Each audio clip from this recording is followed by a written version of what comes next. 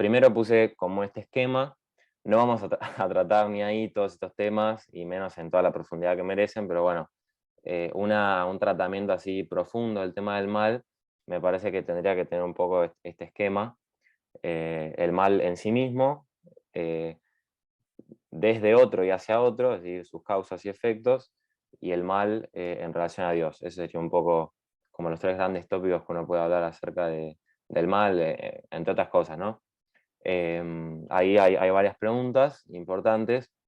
Si existe el mal, qué es el mal, qué tipos de males hay, cuáles son las causas del mal, qué efectos tiene el mal, qué produce el mal en el ser humano o en el mundo, por qué Dios permite el mal, si entran sus planes, si tenemos que resignarnos frente al mal o si se puede luchar con la esperanza de vencerlo algún día. Bueno, hay muchas, es un tema que motivó mucho siempre toda la historia de la filosofía, el pensamiento. Es un tema teológico también muy importante, ¿no? Está en el corazón del mensaje cristiano. De hecho, el catecismo dice, no hay un solo rasgo del mensaje cristiano que no sea en parte una respuesta al mal, ¿no? Pero bueno, vamos a ir desarrollando un poco algunos temas. Bueno, primero, en relación a qué es el mal, me parece que ya es muy conocido, digamos, esta definición, el hecho de que el mal es la ausencia de un bien debido, pero bueno, a veces se malinterpreta, así que nunca viene mal entenderlo bien, ¿no? Sabemos por la metafísica cristiana optimista de que todo lo que es, en cuanto que es, en la medida en que es creado por Dios, en la medida en que tiene algún tipo de perfección, de actualidad, de determinación, tiene ser y tiene algún tipo de perfección específica, es un gato, un perro, es una piedra. Bueno, en esa misma medida puede ser apetecible, ¿no? Puede ser algo querido por alguien o por algo, ¿no? El bien es lo que todas las cosas apetecen, dice Aristóteles, ¿no? El bien es lo que en las cosas algo encuentra de valioso, de capaz de ser poseído, ¿no? Bien, y todo lo que es en cuanto tal, en ese sentido, tiene esta bondad, no moral, ¿no? Sino entitativa, ¿no? En el orden del ser. Entonces el mal, si es lo opuesto al bien, no puede ser un ser o una naturaleza o una perfección, sino al contrario. Siempre que hablamos del mal tenemos que como que remover un poco nuestras categorías y mezclar un poco nuestra manera de pensar, porque no estamos hablando de algo que es, y cuando nosotros conocemos o hablamos siempre nos manejamos en la línea del ser, porque pensamos así. Tenemos que ponernos como en otro panorama, digamos. Tenemos que entenderlo más como algo que falta, como un cierto no ser, ¿no? Como una cierta nada. Entonces el mal es una herida, es una falta en el ser. eh, no por eso hay que decir que no existe, ¿no? El mal sí existe, pero no existe como una cosa real, positiva, sino que existe al modo como existen las ausencias, ¿no? Un hueco en una pared, nadie diría que no existe, pero no existe como existe el cemento, sino que la existencia que tiene es esa carencia, esa falta, ese no estar, el cemento donde debería estar, ¿no? Entonces, el mal existe, pero como una privación. ¿Qué es la privación? Este es un término técnico, ¿no? Privatio, o stéresis en griego. La privación es, bueno, justamente la ausencia de un bien debido. No es cualquier ausencia, ¿no? La privación no es la mera negación de algo, no es la mera carencia, porque, por ejemplo, que un pájaro, que una piedra no tenga alas, y eso es la ausencia de un bien. Tener alas es una perfección, carecer de alas es la ausencia de un bien. Sin embargo, no es un mal para una piedra, porque una piedra no tiene por naturaleza que tener alas, sino que es un mal para un pájaro que por naturaleza tiene que volar, ¿no? Entonces, se trata de la ausencia de un bien que es debido a alguna naturaleza, ¿no? Todas las cosas que existen según una determinada medida, según una naturaleza a la que le competen ciertas perfecciones por creación, ¿no? Y cuando carecen de esas perfecciones y no está lo que debería estar, ahí hablamos de mal, ¿no? Entonces el mal, si es negación en algo, negación en un sujeto que debería tener algo que no tiene. Entonces, otro ejemplo sería, no sé, el tema de la ceguera. ¿La ceguera es un mal? Depende, ¿no? Para un celular no es un mal la ceguera, porque el celular por naturaleza no tiene que ver, no tiene visión, pero sí es un mal para un animal o para un ser humano, ¿no? Bien. Después, una cosa algo que se le criticó a esta definición, el hecho de que el mal sea la carencia o el defecto de algo que debería estar por naturaleza y no está, algunos la criticaron diciendo, bueno, decir que el mal es cierto no ser, que es una falta, no va muy en línea con la experiencia de la presencia tan fuerte del mal en el mundo, ¿no? El mal se siente como algo muy positivo, muy presente. Entonces parecería que decir que es una privación, una carencia, disminuye su maldad o su terribilidad. Pero por el contrario, esta teoría, digamos, que ya está desarrollada por San Agustín, Santo Tomás retoma, eh, lejos de negar la terribilidad del mal, la fundamenta, ¿no? ¿Por qué? Porque si el mal fuese algo positivo, fuese una presencia, no sería tan malo, ¿no? Justamente la maldad del mal viene por el hecho de que sea algo que no está, algo que falta, una carencia, un hueco, una herida, ¿no? Bien, bien. Segundo punto, si el mal es lo que debería estar y no está, entonces siempre el mal necesita de algo en quien estar, ¿no? Nunca el mal puede ser autosustentante, digamos. Siempre necesita algo, un bien en el cual se tiene que sujetar, ¿no? La ceguera no existe caminando por la calle, lo que existen son ciegos, ¿no?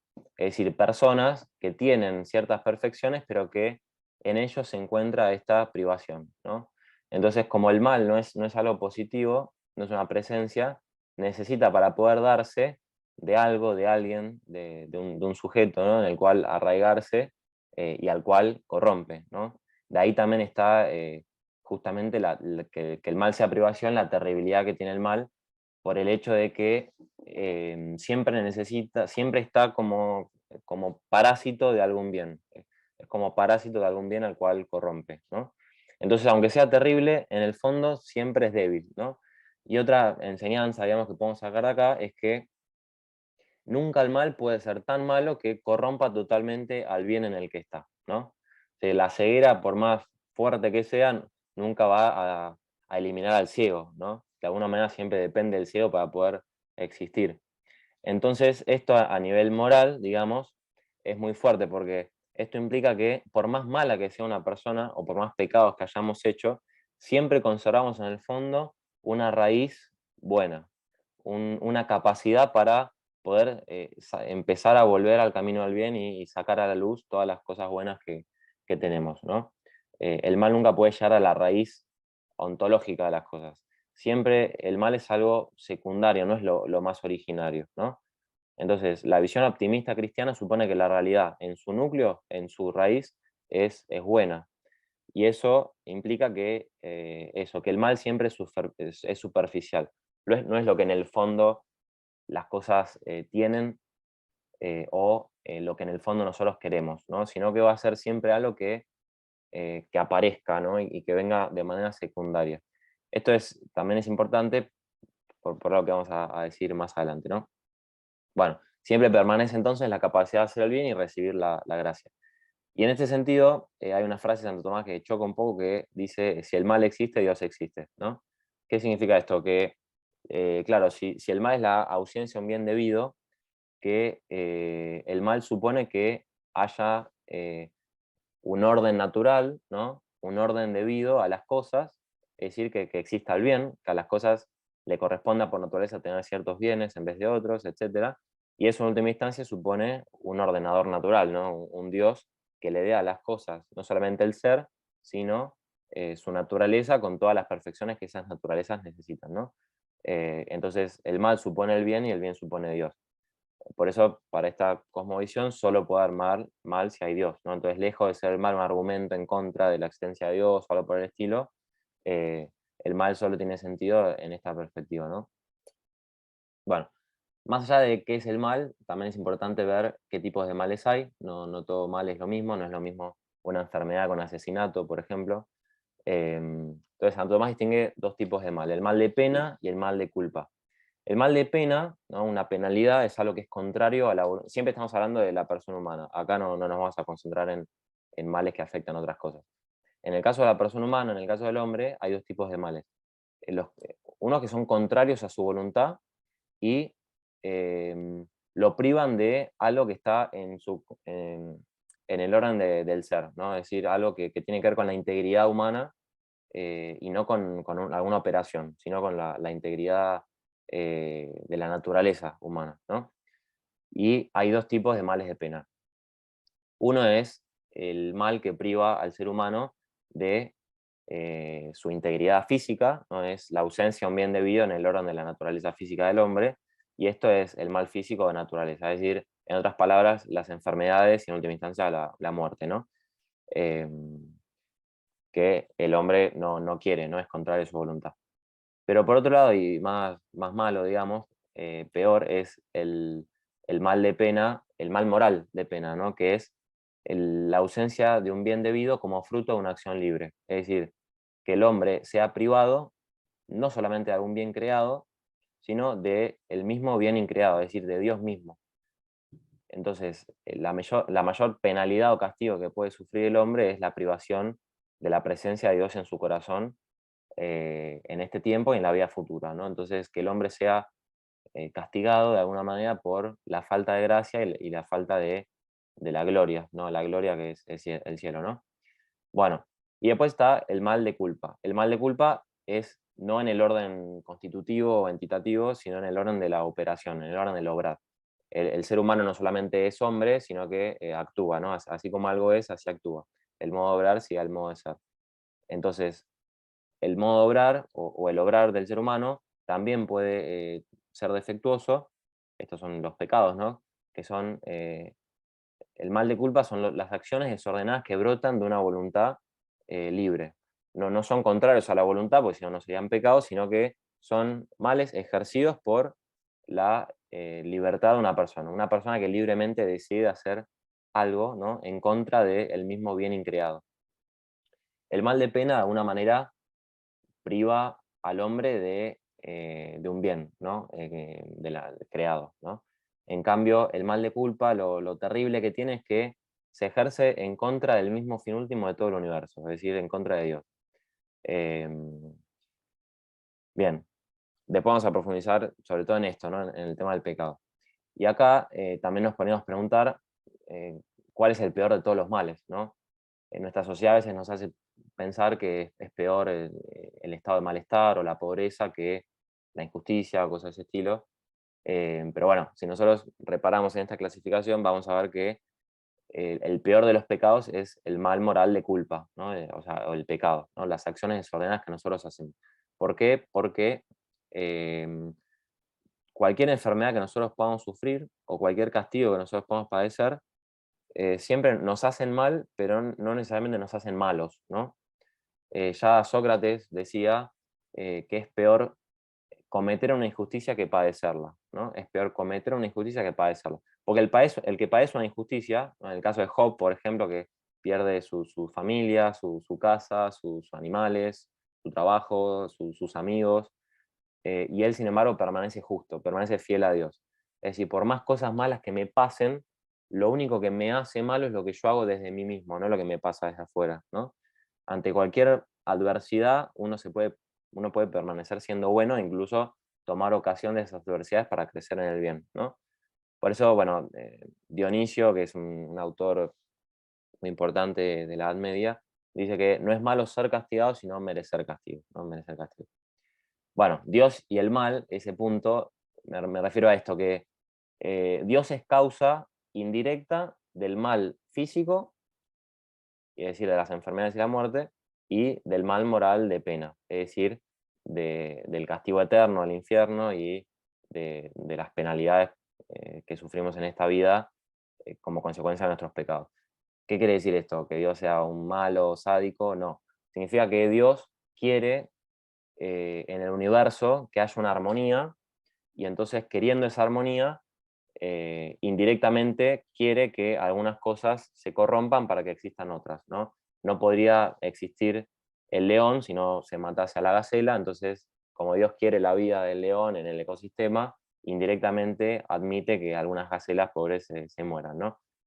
Y lo mismo pasa con el orden de la justicia. Dios quiere el bien, que significa la justicia, que las cosas estén en orden. Entonces, cuando una persona por el pecado se va del orden de la justicia, Dios, queriendo el orden de la justicia, indirectamente quiere que sea castigado por sus males, ¿no? Así como en una sociedad, el gobernante intenta directamente el bien común, y entonces admite en algunos casos concretos o quiere indirectamente el hecho de que algunas personas vayan presas, no porque quiere castigar directamente a las personas, sino porque quiere que las cosas se mantengan en orden, ¿no?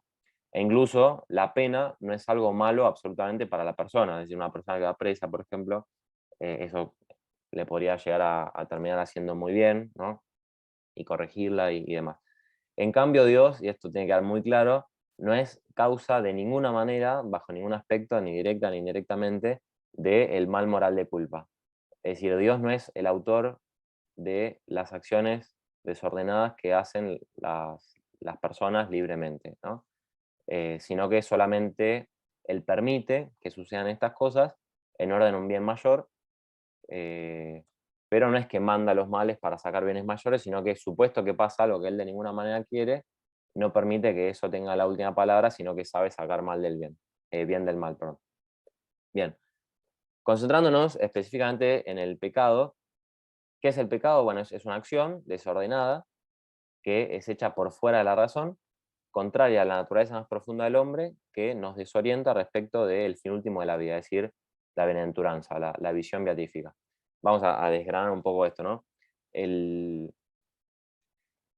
Cualquier acto humano eh, tiene que ser regulado o medido eh, o tiene que ser medido por aquello que es regla de los actos humanos, que es la naturaleza humana, que en nuestro caso es una naturaleza racional.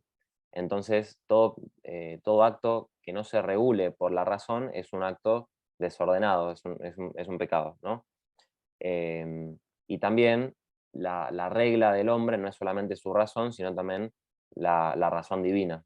Dios mismo es regla de los actos humanos. Entonces, en la medida en que el hombre se aparta de la regla que debería medir sus actos, que es su razón misma y la razón de Dios a la cual tiene que sujetarse, en esas mismas medidas esas acciones se transforman en desordenadas, ¿no? Entonces, el pecado es algo que es contrario a mi naturaleza, a lo que yo más profundamente soy, y es algo no solamente que va en contra de mi aspecto más subjetivo, sino que va en contra de mi objetivo, ¿no? Es algo que me aleja del fin último hacia el cual yo tengo que tender. Y un pecado es eso, es no orientar mi vida hacia aquello que me planifica, que en última instancia es ver cara a cara a Dios, ¿no? Bueno, San Agustín lo define como un dicho, hecho, deseo contrario a la ley eterna, es decir, es un dicho, una palabra, o un hecho, o una obra, o algún deseo, a lo que nace del corazón del hombre, algún pensamiento, algún afecto espiritual interior, em, que va en contra de la razón y de la ley eterna que es Dios, ¿no?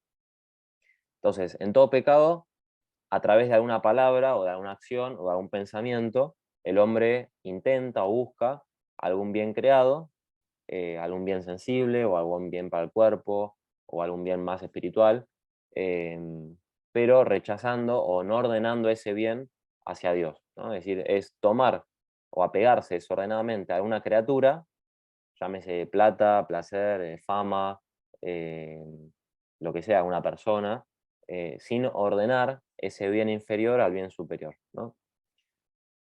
Y acá me parece muy importante aclarar lo siguiente, que muchas veces pensamos que el pecado es la liberación de una tendencia profunda, que cuando nosotros hacemos el mal, en el fondo estamos haciendo lo que más queremos, pero que bueno, no se puede, está prohibido, me van a mirar mal, está socialmente mal visto. Pero bueno, todos sabemos en última instancia que la vida del pecado, de los vicios, es mucho más placentera, te sentís más libre que la vida reprimida y ardua y difícil de la virtud, del bien, ¿no? Entonces, eh, hay como una idea de eso, de que lo inmoral es más placentero, más liberador, es romper alguna atadura que me tiene reprimido, y en cambio lo moral es el cumplimiento de deberes y de reglas que buscan reprimir mis tendencias profundas y, bueno, no comer, no robar, no se puede hacer nada, ¿no? Bueno, todo eso supone una idea metafísica, antropológica, que no vamos a ver ahora, pero la concepción clásica es totalmente inversa, ¿no? Para Santo Tomás y para toda la tradición cristiana, el pecado no es lo que yo en el fondo quiero hacer, pero está prohibido, sino al contrario, lo que va más en contra de mis tendencias naturales, ¿no? Si nosotros pudiésemos obrar naturalmente todo el tiempo, es decir, ser espontáneos de la manera más profunda posible, nunca haríamos el mal, ¿no? Porque el mal nunca es lo que brota de lo más interior, sino algo que reprime lo que yo, en el fondo, más quiero y hacia lo cual yo estoy orientado, ¿no? Si nosotros pudiéramos realmente liberar nuestras tendencias profundas, nunca haríamos el mal. Por eso a veces cuando uno dice, no sé, terminé pecando porque tenía muchas ganas, ¿no? Tenía tantas ganas de hacer esto que bueno, no me resistí, lo hice.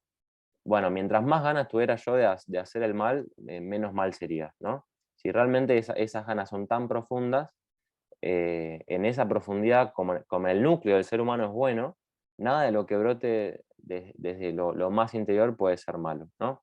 Lo que pasa es que, bueno, nuestra naturaleza está dañada, en el núcleo está herida, aunque no totalmente destruida por el pecado original, y no muchas veces lo que nosotros tenemos ganas o queremos es lo que en el fondo queremos, ¿no? No para nosotros lo espontáneo a veces es lo más profundo, sino lo que me viene en el momento y termina siendo muy superficial, lo que para nosotros clasificamos de espontáneo, ¿no? Pero bueno, esto significa que el pecado, esto justamente es lo que logra explicar cómo el pecado nunca se vive como una liberación, ¿no? Em, Sino que el pecado siempre en última instancia produce como un vacío. Esto es una experiencia que tenemos todos, ¿no? De cómo uno pensó que iba a buscar en el pecado cierta plenitud, cierta satisfacción, cierto placer, cierta liberación, y en última instancia siempre te liberaste, hiciste eso, y lo que en última instancia sentís es liberación, ¿no? Lo que más aparece es vacío, es frustración. La palabra frustración viene de fraudis, que significa fraude, ¿no? Engaño. El pecado frustra, es decir, engaña. Uno cree que va a conseguir más y termina consiguiendo menos, ¿no? Y así se pasa la vida creyendo que va de más en más cuando va de menos en menos, ¿no? Esta es una paráfrasis de San Agustín.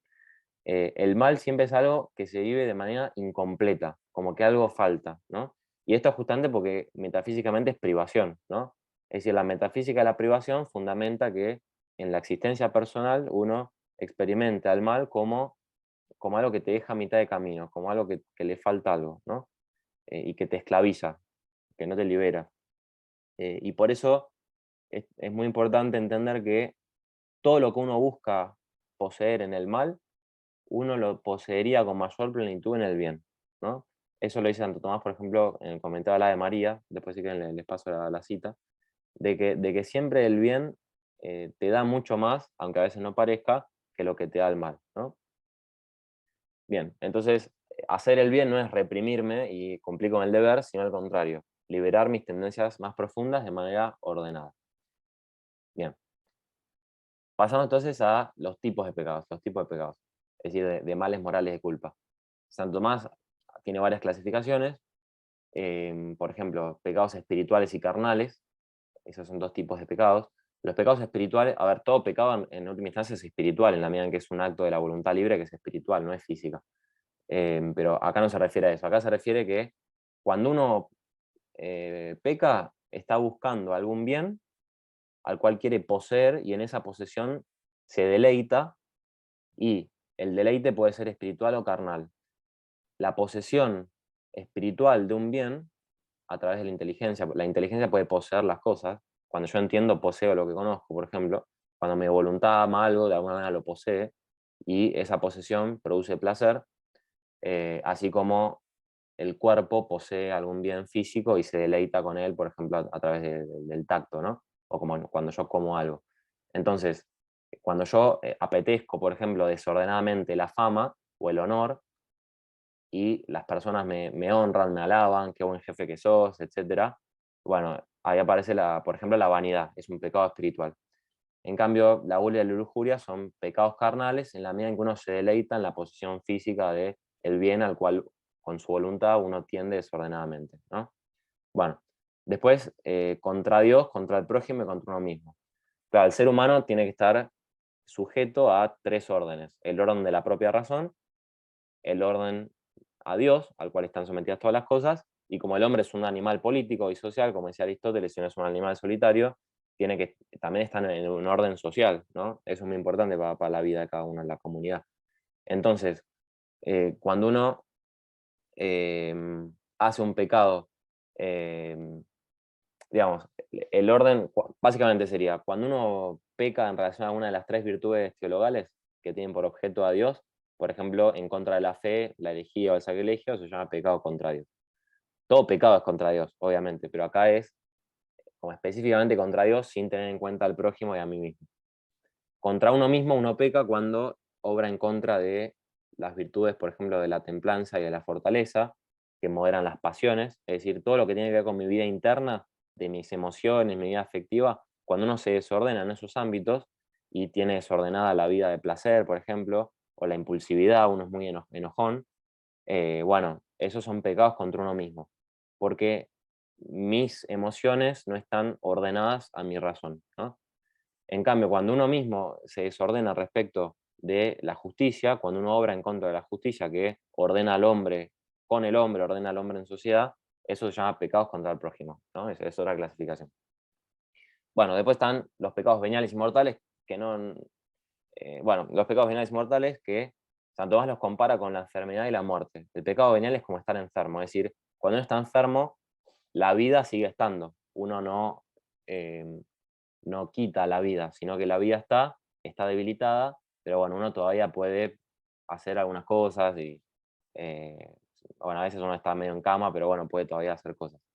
Bueno, en la vida espiritual pasa lo mismo. Hay como ciertas enfermedades que uno, sin rechazar totalmente a Dios, uno permaneciendo unido a Dios, es decir, el pecado venial no quita la caridad, por la caridad el hombre se une a Dios como el amigo a un amigo, ¿no? Por la caridad amamos a Dios como nuestro amigo.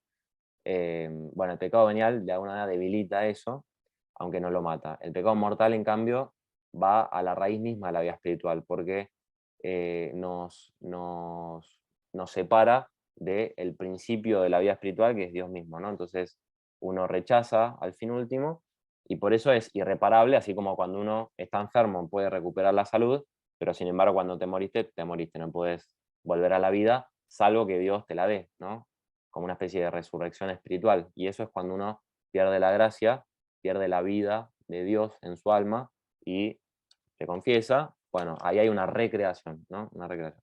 Bueno, después están los pecados según el orden, según el grado de su generación o manifestación.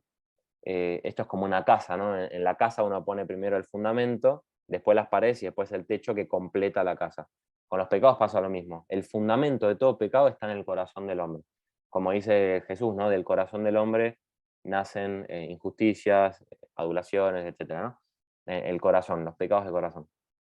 Después, lo que uno tiene en el corazón, de las palabras de la abundancia del corazón habla la boca, ¿no? Es decir, lo que uno tiene en el corazón después lo manifiesta a través de las palabras y después las palabras se hacen obras.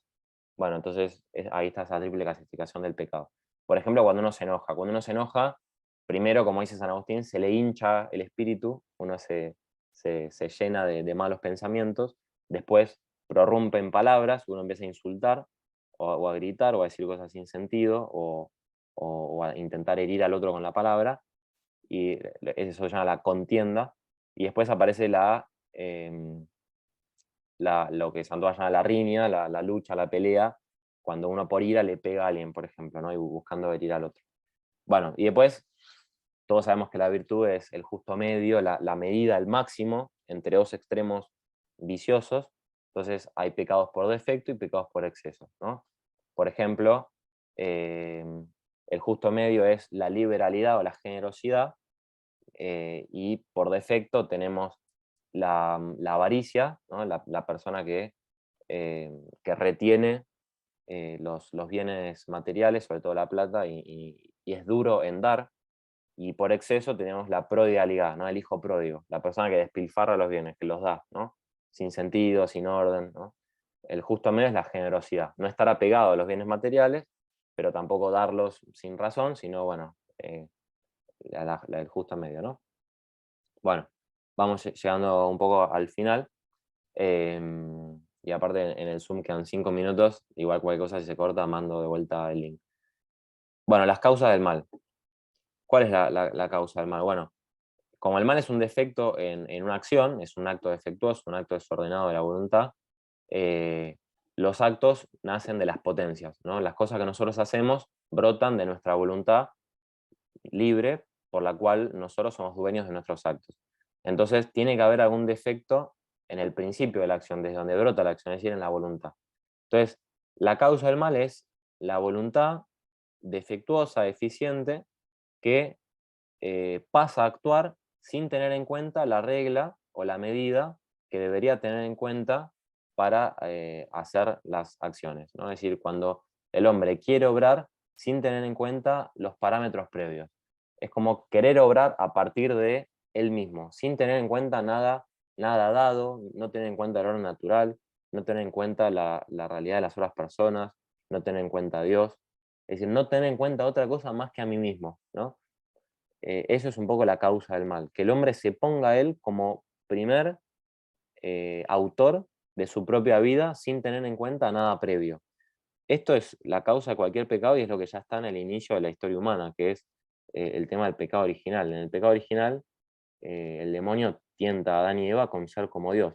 Y efectivamente, cuando el ser humano agarra del árbol del conocimiento del bien y del mal, es decir, el fruto del árbol del conocimiento del bien y del mal, y lo agarra y se lo posee y lo come, eso es todo un simbolismo de cómo el ser humano cuando peca se apropia para sí aquello que es propio de Dios, que es ser conocedor del bien y del mal, o sea, definir qué es el bien y el mal.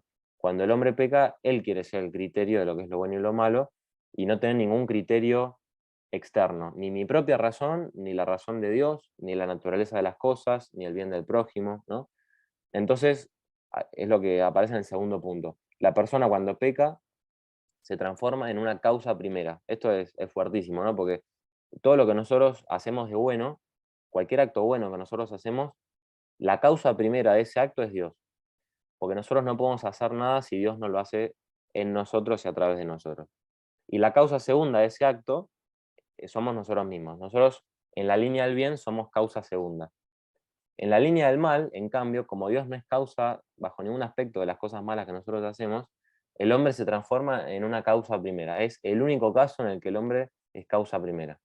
Esto se ve en la historia cuando, claro, cuando una persona siente que quiere hacer algo bueno, siempre se considera como causa segunda en el bien. Siempre se considera como alguien enviado por Dios para cumplir una misión, ¿no? Piensen en los grandes santos, los grandes pioneros, etc. En cambio, cuando una persona quiere ser causa primera, hace el mal, ¿no? Porque lo único en lo que podemos ser causa primera es en el mal. Por eso hay un filósofo tomista francés del siglo XX que se llama Jacques Maritain, que hablando de estas cosas, parafrasea esa frase de San Juan 15:5, sin mí nada podéis hacer, y lo interpreta así. En la línea del bien, la frase significa, sin mí no podéis hacer nada bueno, digamos. Todo lo que hacemos de bueno lo hacemos con Dios. Pero en la línea del mal significa, sin mí podéis hacer la nada, ¿no? Es decir, el hombre cuando se aparta de Dios produce una cierta nada en sus acciones, mete como huecos en sus acciones, desordena su vida, la fragmenta, no le da unidad, ¿no? Bueno, y eso es un poco la causa del mal, ¿no?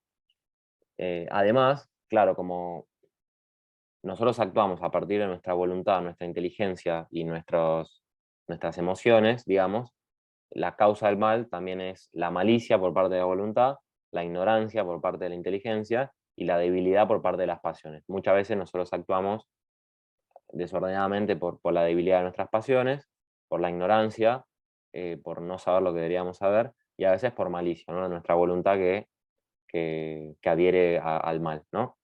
Y por último, no son causas, sino que son como tentadores, como sugestiones, pero que nos tiran la pelota para que nosotros metamos el gol, digamos. Siempre el gol, siempre el pecado lo hace la voluntad propia de cada uno. Nadie se puede meter en tu interior para hacer el mal. Pero bueno, alguien puede tentarte para que vos lo hagas. Entonces también es causa, en cierto sentido, externa del mal, algún otro hombre, ¿no? que te dice hacer el mal, el demonio, la mayoría de las veces, que te tienta, y las cosas del mundo que a veces se nos presentan llamativamente para que nosotros las elijamos en vez de Dios, ¿no? Bueno,